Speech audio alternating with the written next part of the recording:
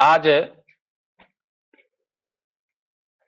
शतपथ ब्राह्मण में वर्णित अपाम साधन विषय पर स्ववक्तव्य यथामति आप सभी सुधीजनों के समक्ष प्रस्तुत कर रहा हूं। वैदिक काल भारतीय वैदिक परंपरा के विकास का एक महत्वपूर्ण चरण है।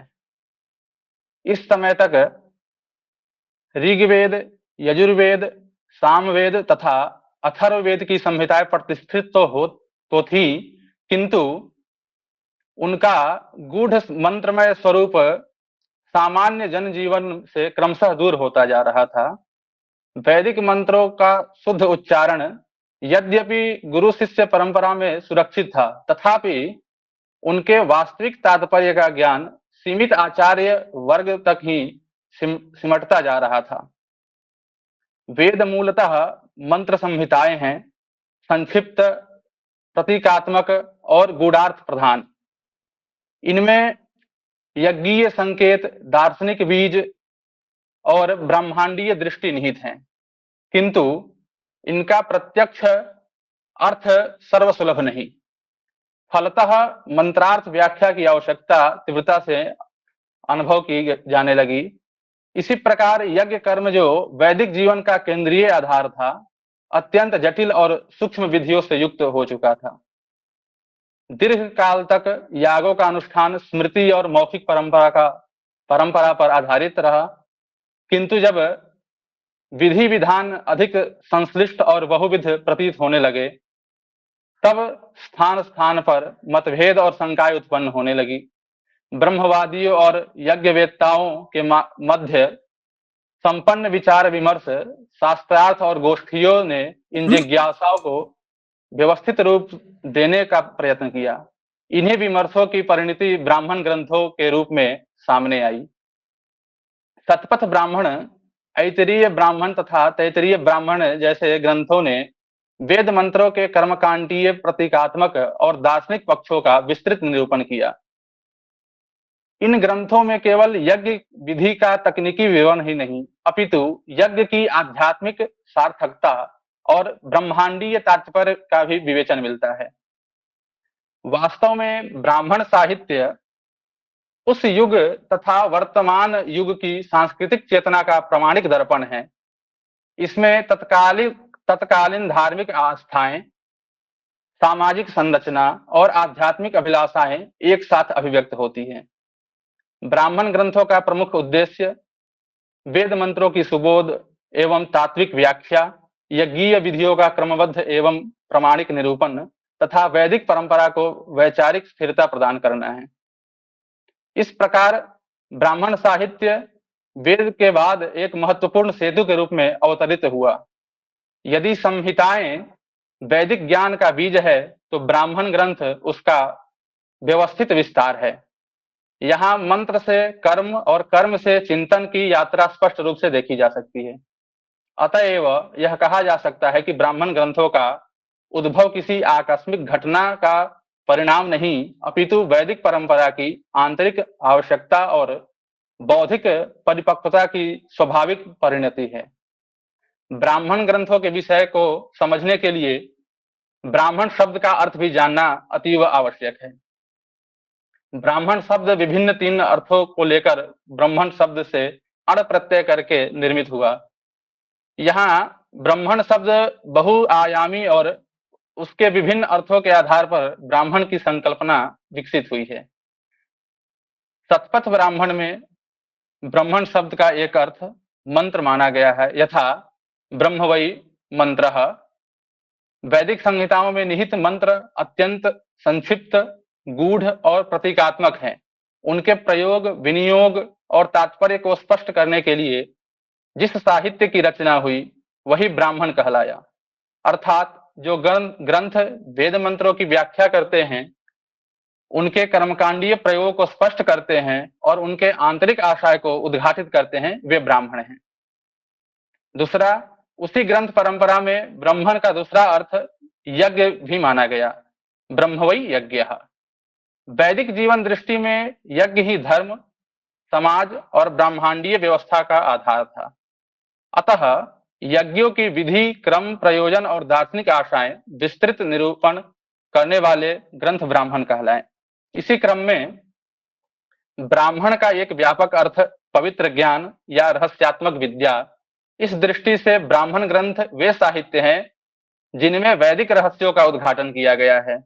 आचार्य भट्ट भास्कर का कथन है कि कर्मकांड और मंत्रों के व्याख्यान ग्रंथों को ब्राह्मण कहते हैं। यथा ब्राह्मणम नाम कर्मणस्तन्मंत्राणाम व्याख्यान ग्रंथः। ब्राह्मण ग्रंथों में केवल यज्ञ की विधि का वर्णन ही नहीं बल्कि उपनिषद तत्व का भी निरूपण मिलता है। इनमें यज्ञ की आध्यात्मिक, दार्शनिक तथा वैज्ञानिक व्याख्या की गई है।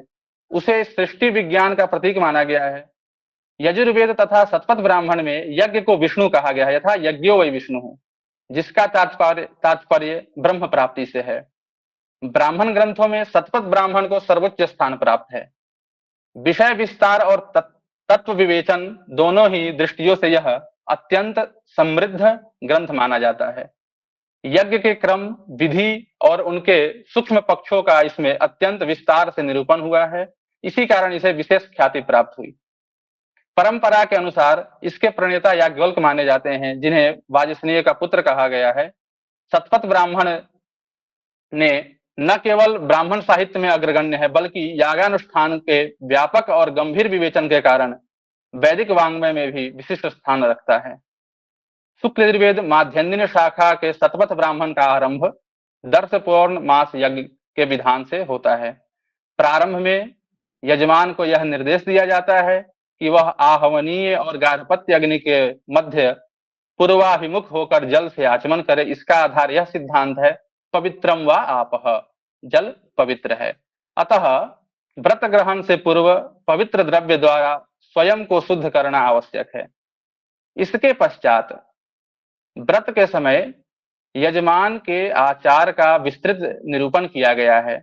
उसे क्या ग्रहण करना चाहिए और क्या त्याज्य है, यदि कुछ ग्रहण करना अनिवार्य है तो उसका स्वरूप क्या हो, तथा उस दिन उसे किस प्रकार और कहाँ शयन करना चाहिए। इस प्रकार का व्रत संयम, आचार शुद्धि के सूक्ष्म नियमों का क्रमबद्ध विवेचन किया गया है। इसी क्रम में द्वितीय दिवस प्रातः काल अध्वर्यु का कर्म जल से संबंधित होता है। वह सबसे पहले घड़े से जल लेकर उसे प्रणीता पात्र में विधि पूर्वक स्थापित करता है। इस क्रिया को प्रणयन कहा जाता है।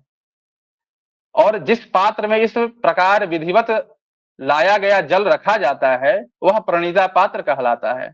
यह जल केवल शुद्धि के लिए नहीं बल्कि यज्ञ का अंग होने से स्वयं यज्ञ स्वरूप माना गया है।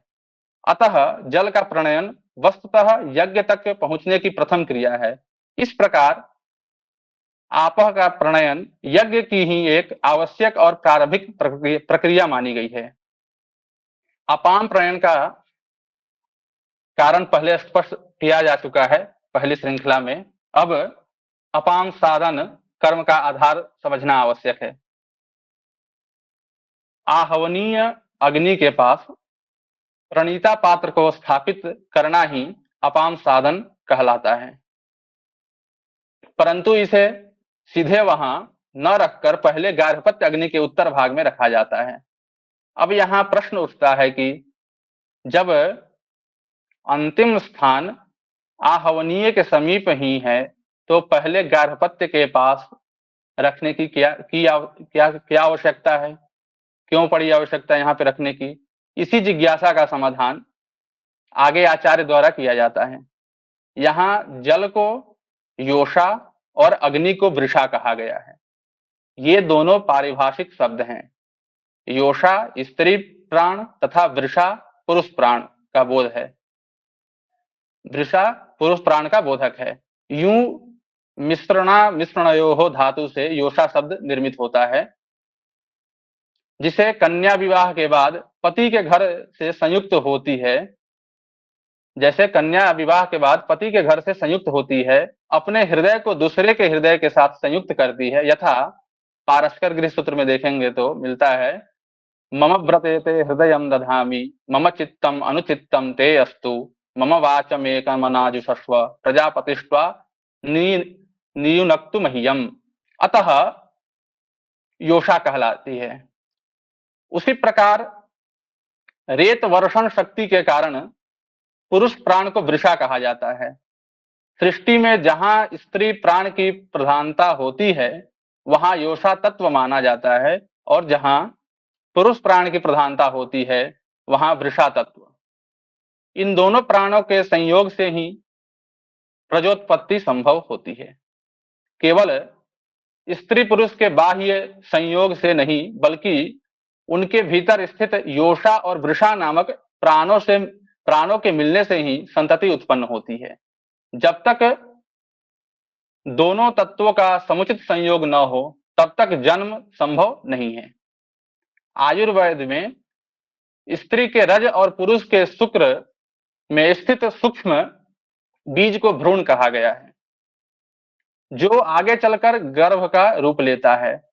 स्त्री के गर्भस्थ बीज में स्थित प्राण को योषा और पुरुष के बीज में स्थित प्राण को वृषा कहा जाता है।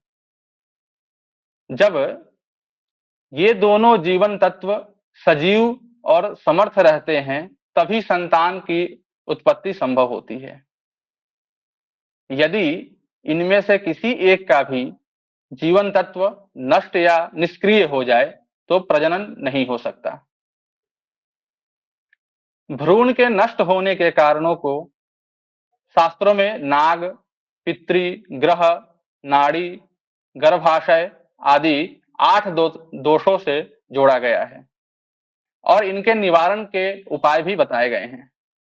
पितृदोष की निवृत्ति का प्रमुख उपाय पितृश्राद्ध ही माना गया है। इसी कारण यह कर्म नित्य होते हुए भी विशेष फल की कामना से किया जाने वाला माना जाता है।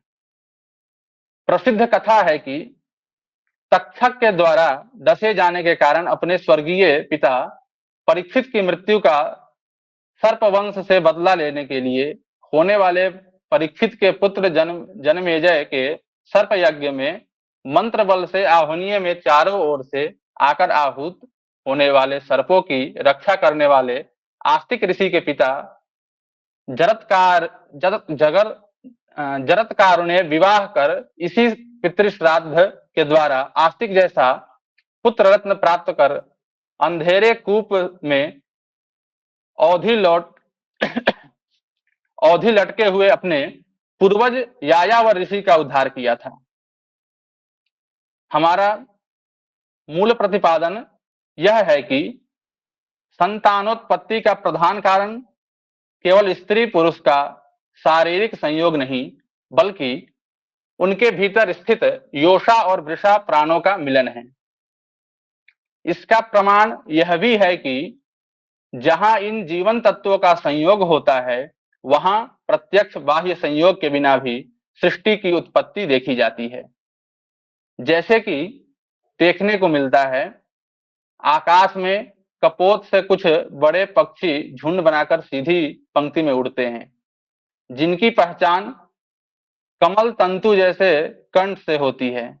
ये प्रायः जलाशयों के पास उतरते हैं और जल से विशेष अनुराग रखते हैं।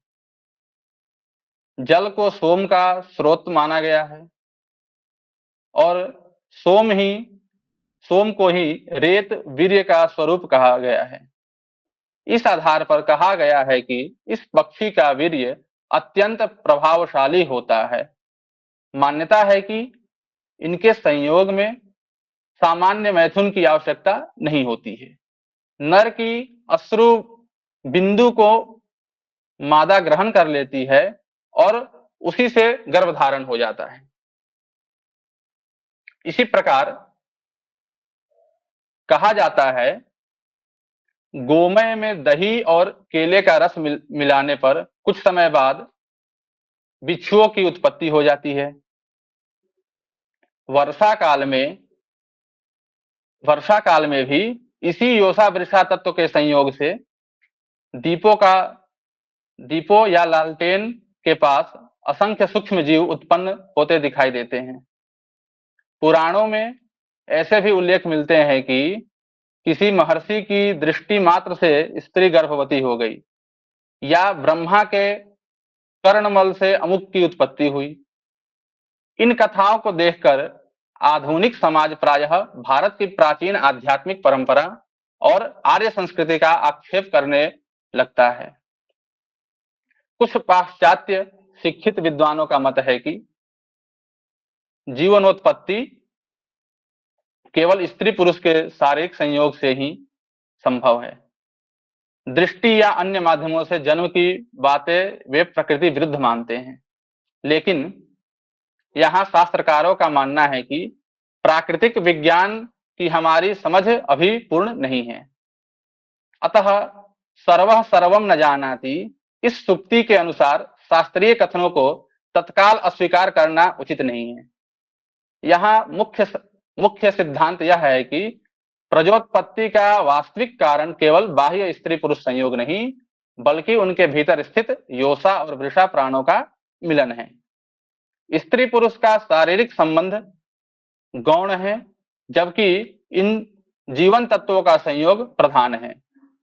गर्भधारण के समय स्त्री की मानसिक अवस्था और उसका ध्यान जिस विषय पर केंद्रित होता है, उसका प्रभाव गर्भ पर पड़ता है।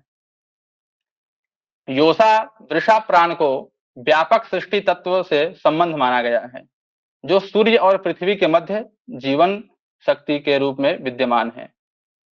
हम लोग जब योषा वृषा जीवन तत्व को पहचानेंगे, उनके संयोग की विधि को समझेंगे, जब हम लोग सृष्टि के इन सूक्ष्म नियम को जान लेंगे, तब हम लोग अनुभव करेंगे कि सृजन कोई आकस्मिक घटना नहीं, बल्कि शाश्वत नियमों पर आधारित प्रक्रिया है। परमेश्वर का सृष्टि क्रम अव्यवस्थित या मनमाना नहीं है। इसका प्रत्येक कार्य ध्रुव नियमों के आधार पर प्रतिष्ठित है। जैसे राज्य में शासन राजा की व्यक्तिगत इच्छा से नहीं चलता, बल्कि उनके द्वारा निर्मित नियमों कानूनों से संचालित होता है। राजा स्वयं प्रत्येक कार्य नहीं करता, उनके नियम कार्य करते हैं। ठीक इसी प्रकार ईश्वर प्रत्येक सृष्टि प्रक्रिया को व्यक्तिगत रूप से नहीं करता, उसकी नियम सृष्टि ही सृजन, स्थिति और परिवर्तन का कारण बनती है। राजा के नियमों की समष्टि कानून कहलाती है और ईश्वर के नियमों की समष्टि प्रकृति। यही प्रकृति जगत की रचना करती है। अतः प्रकृति को पहचानना ही ब्रह्म के कार्य तंत्र को पहचानना है। जब मनुष्य इस ब्रह्म विद्या को जान लेता है, तब वह सृष्टि व्यवस्था के रहस्य को समझने लगता है। इसी भाव को व्यक्त करते हुए कहा गया है, ब्रह्म विद्यया सर्वं भविष्यन्तो मनुष्या मन्यन्ते। इसी ब्रह्म विद्या के प्रभाव से ऐसा कहा गया है कि योषा वृषा प्राण के रहस्य को जानकर ही राजर्षि विश्वामित्र ने त्रिशंकु के समर्थन में नई सृष्टि की रचना का उपक्रम किया। यह कथन प्रतीकात्मक होते हुए भी गहन तात्विक सत्य की ओर संकेत करता है। जो सृष्टि नियमों को जान लेता है, वह सृजन तत्व की प्रक्रिया को समझ लेता है। वास्तव में जो पुरुष योषा और वृषा इन दोनों जीवन तत्वों का यथार्थ ज्ञान प्राप्त कर लेता है, वह ज्ञेय वस्तु को जान लेने वाला बन जाता है। उसके लिए प्रकृति और ब्रह्म का कार्य तंत्र रहस्य नहीं रहता, वह सृष्टि के नियमों की गूढ़ व्यवस्था को समझने लगता है। यह भी स्मरणीय है कि योषा वृषा कोई नवीन या पृथक सिद्धांत नहीं है। प्रकरण के आरंभ से जिन अग्नि और सोम तत्वों की चर्चा होती आई है, वही यहाँ योषा और वृषा के नाम से प्रतिपादित है। आग्नेय प्राण को वृषा कहा गया है और सौम्य प्राण को योषा। दार्शनिक दृष्टि से समस्त सृष्टि दो मूल तत्वों में अव्यवस्थित मानी गई है, अग्नि और सोम। इनके अतिरिक्त कोई स्वतंत्र तृतीय तत्व नहीं है। एक तत्व शुष्क है, दूसरा तत्व आर्द्र है। सूखे अग्नि और गीले सोम के पृथक तीसरी वस्तु का सर्वथा अभाव है। इसी भाव को श्रुति इस प्रकार व्यक्त करती है, द्वयम वा इदम न तृतीयम अस्ति आर्द्रम चैव शुष्कम च यत् शुष्कम तदाग्नेयम यद आर्द्रम तत् सौम्यम इति। अग्नि पुरुष तत्व है और सोम स्त्री तत्व है। सृष्टि की कामना से स्वयंभू प्रजापति ने अपने को इन्हीं दो रूपों स्त्री और पुरुष में अभिव्यक्त किया। यह विभाजन किसी देहगत घटना का संकेत नहीं बल्कि सृजन शक्ति के द्वैतात्मक स्वरूप का दार्शनिक प्रतिपादन है। वेदार्थ का विस्तार करने वाले पुराणों में वर्णित है कि परमेश्वर ने सृष्टि की इच्छा से अपने दो भागों में विभक्त किया, अपने को दो भागों में विभक्त किया, एक पुरुष और एक नारी। इन्हीं दोनों के संयोग से जगत की उत्पत्ति हुई। यहाँ जिस स्त्री पुरुष की चर्चा है वे प्रतीक रूप में अग्नि और सोम अथवा वृषा और योषा ही हैं। सृष्टि के प्रारंभ में ये दोनों मूल तत्व प्रकट होते हैं। भृगु को सोम तत्व और अंगिरा को अग्नि तत्व का द्योतक माना गया है। ये परमेष्ठी के मानस पुत्र कहे गए हैं। इन्हीं के संयोग से विश्व विकास की प्रक्रिया आगे बढ़ती है। इस वैज्ञानिक तत्व को ध्यान में रखकर राजर्षि मनु कहते हैं, द्विधा कृत्वा मनो देहम अर्धेन पुरुषो भवत अर्धेन नारी तस्याम स विराजम सृजत प्रभु। अर्थात प्रभु ने अपने दो भागों में विभक्त किया। प्रभु ने अपने को दो भागों में विभक्त किया, एक पुरुष और एक नारी, और उनके संयोग से सृष्टि विस्तार का क्रम प्रारंभ हुआ। अग्नि के रूप में तीन रूप माने गए हैं। अग्नि के तीन रूप माने गए हैं, अग्नि, वायु और आदित्य। इसी प्रकार सोम के भी तीन रूप हैं, आपः, वायु और सोम। अग्नि की यह त्रयी अंगिरा कहलाती है और सोम की त्रयी भृगु। ये दोनों तत्व सूर्य से भी परे परमेष्ठी स्तर पर उद्भूत माने गए हैं। जब अग्नि और सोम का सम्मिश्रण होता है तब सूर्य की उत्पत्ति होती है। यही सूर्य विराट कहलाता है, क्योंकि त्रिलोकी में वही सर्वाधिक दीप्त और व्यापक रूप से प्रकाशित है। सूर्य के परमाणु आग्नेय माने गए हैं। अग्नि का वर्ण स्वर्णिम होने से समस्त सौर मंडल को हिरण्मय कहा गया है। यह विराट सूर्य अपने स्वर्णमय प्रभा मंडल के मध्य स्थित रहता है, इसलिए उसे हिरण्यगर्भ की संज्ञा दी जाती है। त्रैलोक्य में स्वयंभू से प्रकट भृगु और अंगिरा, इन मूल स्त्री पुरुष तत्वों के संयोग से ही हिरण्यगर्भ विराट पुरुष अर्थात सूर्य उत्पन्न होता है। इसी प्रजापति तत्व का स्वरूप स्पष्ट करते हुए वेद में कहा गया है, हिरण्यगर्भः समवर्तताग्रे भूतस्य जातः पतिरेक आसीत् सदाधार पृथिवीं द्यामुते मां कस्मै देवाय हविषा विधेम सविराजम असृजत प्रभु। यहाँ आशय यह है कि परम तत्व से विराट सूर्य की उत्पत्ति हुई। सूर्य ही त्रिलोकी में योषा, सोम और वृषा प्राण का संवाहक है, इसलिए उसे जगत का आत्मा कहा गया है।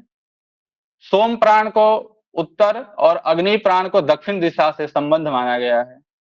दोनों की परस्पर गमनशीलता से सृष्टि चक्र चलता है। अग्नि को ऋत कहा गया है और अग्नि सोम के संयोग से ऋतु की उत्पत्ति मानी गई है।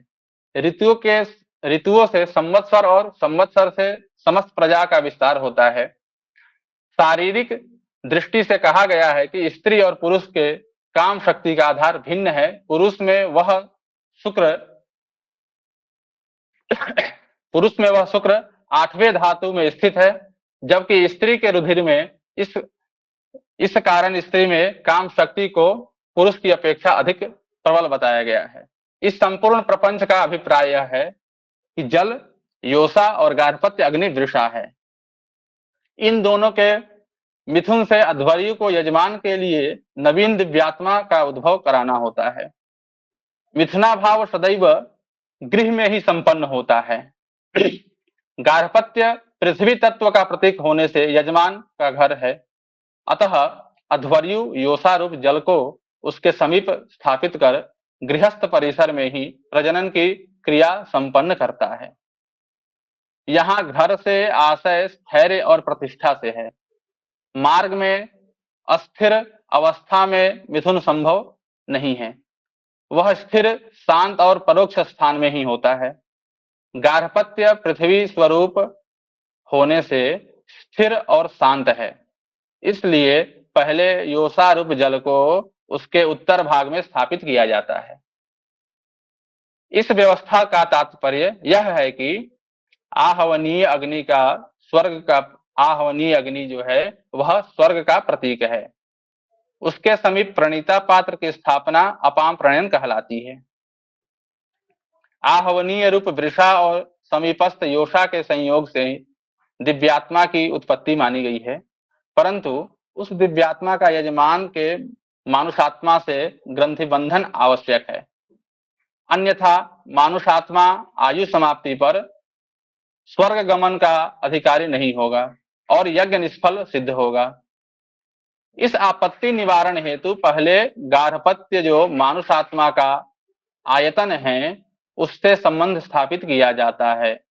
तत्पश्चात आहवनीय से संबंध करने पर दिव्यात्मा और मानुषात्मा में परस्पर बंधन हो जाता है। इसी बंधन के प्रभाव से देह त्याग इसी बंधन के प्रभाव से देह त्याग के उपरांत मानुषात्मा दिव्यात्मा के आश्रय से स्वर्ग गमन करता है। अतः गार्हपत्य के उत्तर भाग में पहले जल की स्थापना की यही प्रथम उत्पत्ति है।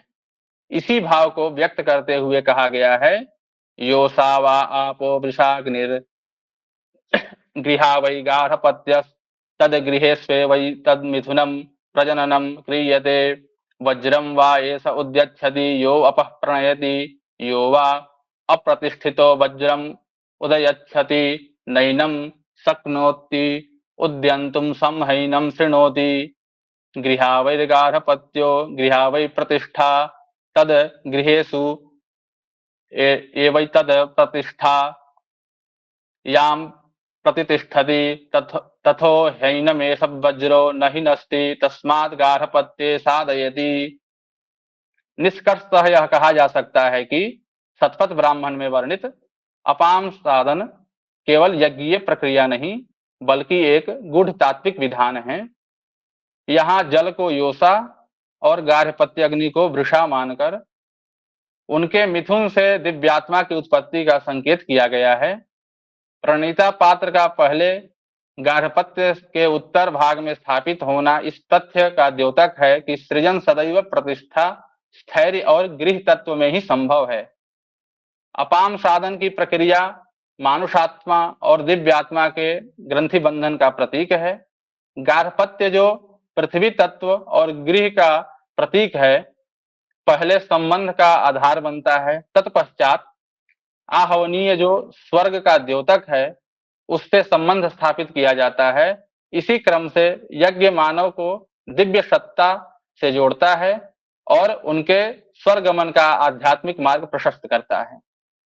अतः अपाम साधन का विज्ञान परक विश्लेषण यह स्पष्ट करता है कि यज्ञ मात्र बाह्य अनुष्ठान नहीं बल्कि प्रकृति के सनातन नियमों अग्नि और सोम, योषा और वृषा के आधार पर संचालित सृष्टि विधान का प्रतीकात्मक प्रतिरूप है।